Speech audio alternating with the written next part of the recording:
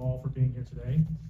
Thank you to the Indian Affairs team as well as Department of Information Technology for your partnership and commitment to putting this event together, and commitment every day to working with us to make sure we fulfill our role and responsibility working with you all, our tribes, nations, and pueblos. I'm Jeff Lopez, the newly appointed director. I've been on the job for about 9 weeks at this point, but I've had the opportunity to meet with many of you personally.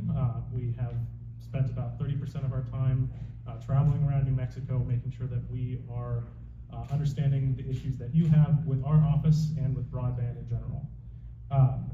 I want to talk briefly about our programs, but we are also offering in-depth time with our program coordinators and project managers. Many of them will introduce themselves today. So we're going to spend the 9:15 to 10 a.m. hour talking through individual programs, but I'm just going to take a bit of time right now to cover them, introduce you to them, make sure that everybody understands where we're coming from with the Office of Broadband. So first, I want to talk about the American Rescue Plan Act Capital Projects Fund. This was one of the first broadband programs we were required to administer. It's from the 2021 American Rescue Plan Act, around $120 million in total for capital projects, primarily broadband in New Mexico. We are required to see those projects completed by the end of next year, and we're hard at work with many of you, some sub-grantees here in the room. And we have our ARPA coordinator here as well as a project manager, Mark and Andy there, if you want to just wait. But they'll be speaking later today as well. The Connect New Mexico Fund was passed by the New Mexico legislature also in 2021. We have a total of around $120 million that we are overseeing with that program, split into different individual programs. First was the Connect New Mexico Fund, where we are funding projects to connect students wherever they are throughout New Mexico, whether they're at home doing homework or within the school. This program is available to make sure students are able to accomplish all that they need online and in the classroom. The second part of the Connect New Mexico Fund is our grant writing, engineering, and planning grant, WEP grant. Many of you are sub-recipients. This is restricted to local governments, tribal governments, and the rural electric co-ops. If you have received one and you are responsible for requesting reimbursements, you could be eligible for a second or even third round of WEP. So that is still available.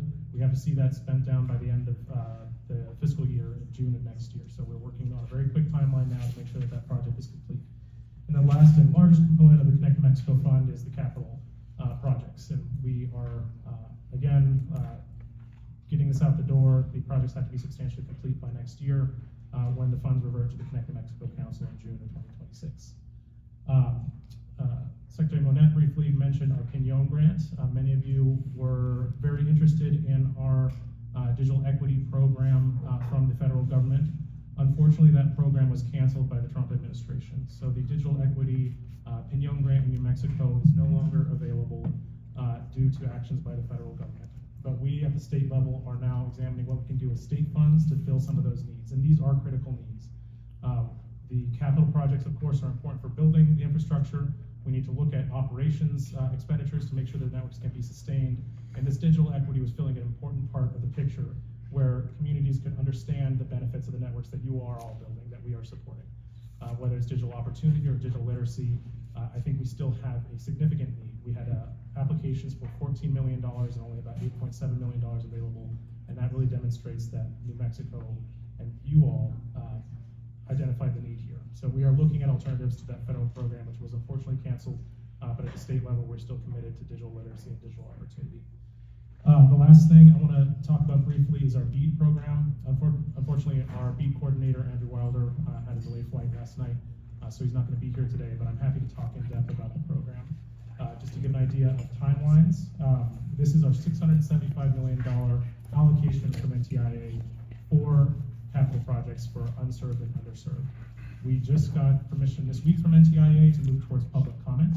So we have made some preliminary award determinations, and those will be public on Monday or as late as Tuesday of next week when we're going to open that public comment period.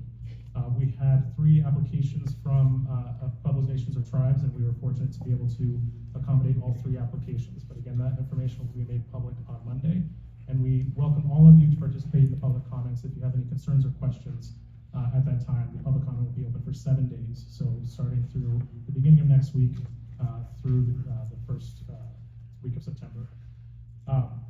We are expecting to have enforceable commitments to serve every unserved and underserved household and small business with these combination of programs, starting with the ARPA Capital Projects Fund, the Connect New Mexico Fund, and now BEAD. We will be able to serve every household and small business in New Mexico. These are enforceable commitments, so particularly for internet service providers outside of tribal lands, we are making sure that those ISPs live by their commitments to New Mexicans throughout the state. When it is in coordination with the Pueblos, Nations, and Tribes, we stand ready to assist. If you need any technical assistance throughout this process, if you have questions or concerns about making sure your members are connected at the end of this, that is why we are here today. We want to hear directly from you, not just on a general level, but on specifics. So we will take some at whatever time you need today or throughout the coming weeks to make sure that you have the resources you need, any questions answered. And we will hopefully be able to answer many of them today.